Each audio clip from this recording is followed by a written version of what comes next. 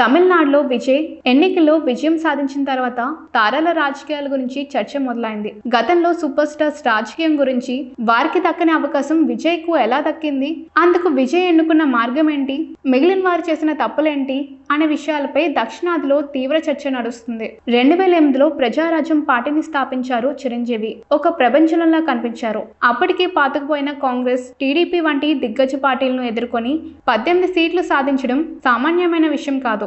అయితే రాజకీయాల్లో గెలుపోటముల కంటే స్థితప్రజ్ఞత ముఖ్యం. చిరంజీవి మరో 5 ఏళ్లు ఓపిక పట్టుంటే రాష్ట్ర విభజన తర్వాత ఏర్పడిన శూన్యంలో ప్రజారాజ్యం ఇప్పుడు జనసేన చూపించిన ప్రపంచం కంటే రెట్టింపు స్థాయిలో ఉండేదని విశ్లేషకులు భావిస్తున్నారు. కానీ పార్టీని కాంగ్రెస్ లో విలీనం చేయడం ఆయన రాజకీయ ఇమేజ్ కు, నమ్మకానికి తీరని నష్టం చేకూరింది. కాంగ్రెస్ అగ్రనాయకత్వాన్ని ఎదుర్కోలేక, ఒత్తిడిని భరించలేక కేంద్ర మంత్రి పదవితో సరిపెట్టుకొని తిరిగి ఇప్పుడు సినిమాలు చేస్తున్నారు. ఇప్పుడు కాకపోతే ఇంకెప్పుడు అంటూ వచ్చిన రజనీకాంత్ అంతే వేగంగా వెనక్కి వెళ్లారు.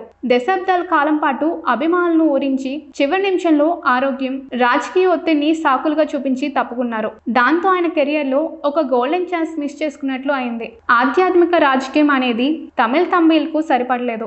ఆ రోజు వెనకడుగు వేయకుండా రజనీకాంత్ ఎన్నికల బరిలో దిగి ఉంటే ఈ రోజు విజయ్ సాధించిన విజయం కన్నా భారీ విజయాన్ని నమోదు చేసుకునేవారు అనడంలో ఎలాంటి సందేహం లేదు. మరోవైపు లోకనాయకుడు కమల్ హాసన్ పార్టీ పెట్టినా దాని క్షేత్రస్థాయిలో బలోపేతం చేయడంలో విఫలమయ్యారు. సిద్ధాంతాల కంటే మేధో మద్దనానికి అధిక ప్రాధాన్యత ఇచ్చారు. బలమైన క్యాడర్ ను నిర్మించుకున్నప్పటికీ ప్రజల్లోకి బలంగా వెళ్లలేకపోయారు. చివరకు డిఎంకే, కాంగ్రెస్ కూటమికి మద్దతు ఇచ్చి తన రాజకీయ ఉనికిని నామమాత్రం చేసుకున్నారు. చిరంజీవి, రజనీకాంత్, కమల్ హాసన్ ఈ ముగ్గురు రాజకీయాల్లో ఎదురయ్యే అవమానాలు, విమర్శల కంటే కెమెరా ముందు తమ లెగసీని కాపాడుకోవడం మిన్నా అని భావించారు. అందుకే ఖైదీ నంబర్ 150, రోబో 2.0, విక్రమ్ వంటి సినిమాలతో భారీ కంబ్యాక్ ఇచ్చి తమకు వెండితెరపై తిరుగులేదని నిరూపించుకున్నారు. కానీ పొలిటికల్ స్క్రీన్ మీద మాత్రం వారి పాత్రలు అసంపూర్ణంగానే మిగిలాయి.